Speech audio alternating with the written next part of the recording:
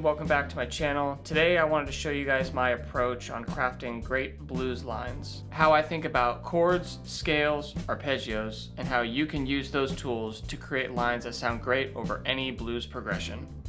And then we'll take it a step further and bring in the major 7th sound for a different flavor. My name's Chris Ellis, let's dive in. So in a blues setting, the dominant 7th chord is the most common chord that you will see. And what that is just a major chord with a flatted 7th. Now that flatted 7th is really what gives this chord, scale, and arpeggio its defined sound. We're going to be in the key of G, so for example, this is just a G major chord.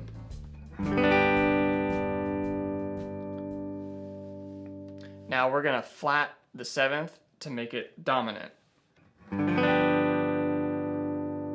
Can you hear the difference? Now remember what I said earlier, the dominant 7th chord is the same as a major scale, but just flat the 7th note. So we have our root, 2nd, 3rd, 4th, 5th, 6th, and here we are to the 7th. We're gonna, instead of going to F sharp, we're gonna go to F, and that's the flat, and go to G, the tonic.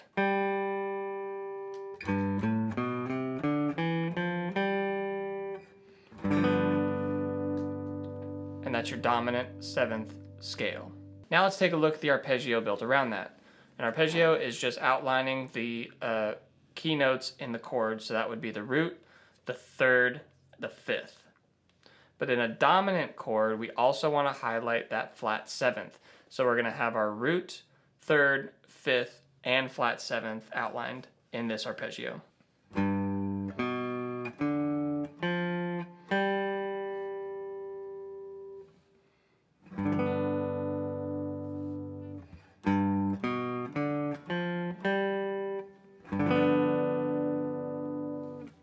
Let's take it a step further and keep going up the scale.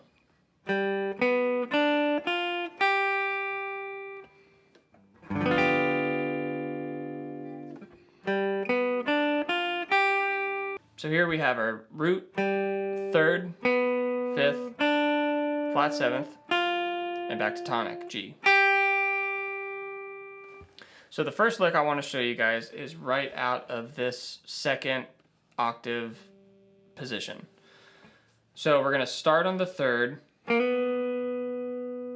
and work our way up to the tonic of the dominant 7 arpeggio. So we're going to go 3rd, 5th, 7th, tonic.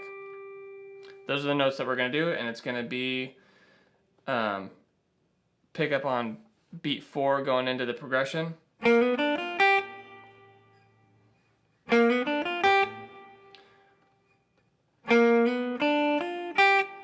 And then we'll add it up here again just for flavor. So that's a great way to open up a blues, to set yourself up for your solo, or to play it over any dominant chord in the progression.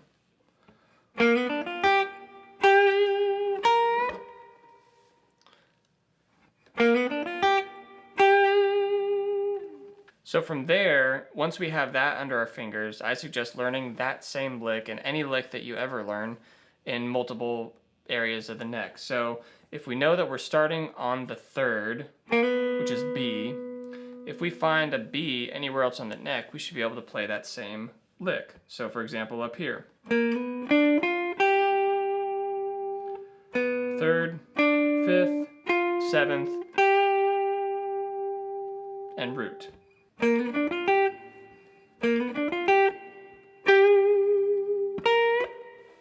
You can also play it down here in this position. It's less likely that you'll need it, but it's good to know so you can outline the rest of the fretboard.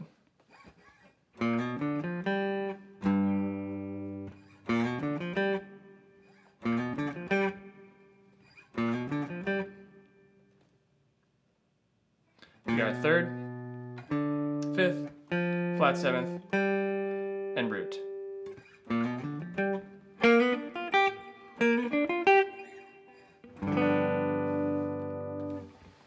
So the major 7th is the same as a major scale, but it has a very particular sound because we're outlining the major 7th of that chord. So for G major, we're going to take our root note here and move it down just 1 fret to the F sharp. And that's going to give us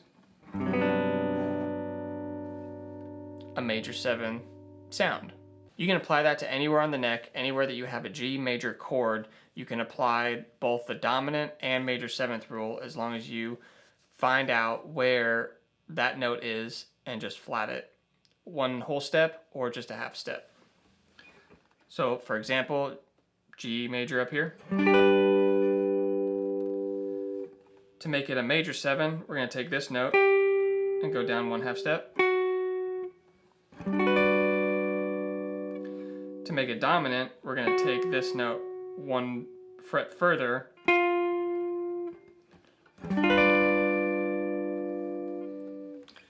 and you're on your way to finding every dominant and major 7 chord out there.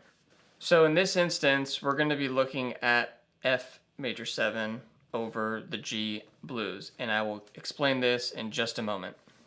So we're going to start here on this F note, and we're going to play our major arpeggio, root, 3rd, 5th, and instead of going back to the root, we're also going to play that major 7th, which is E, and then back to F.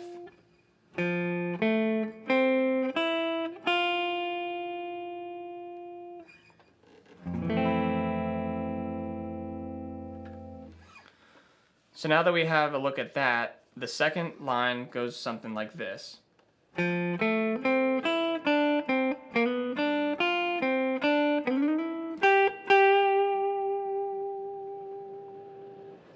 Try to slow it down a little bit.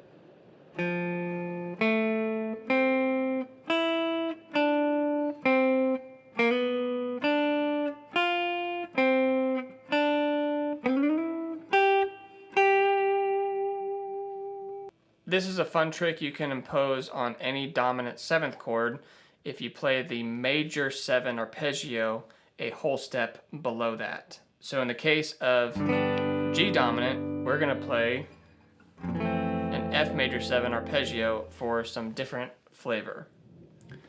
Now that's just the arpeggio, don't look at the scales, just think of that as the arpeggio. It is storming right here in Nashville, so we're getting some rain and thunder. So let's take a closer look as to why this trick works. If we're looking at G7 as a dominant, it's acting as a 5 chord that wants to resolve to its 1 chord, which would be, if this was our 5, it wants to resolve to C.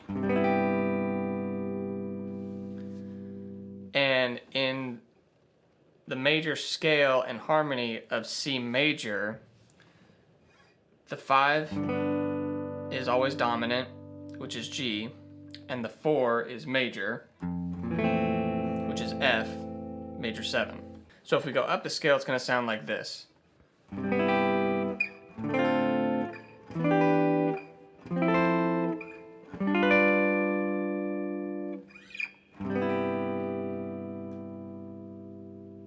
So the best way to absorb all these ideas is to listen and steal from your favorite players, understand as much music theory as you can, and tweak them so they fit into your own playing style. So go try these out, experiment, make them your own. Once again, thank you so much for watching. If you like what you see, Please subscribe, hit the like button, comment below, and let me know if you use these in your solos and how you like to implement them. My name's Chris Ellis. Thank you guys so much. I'll see you soon.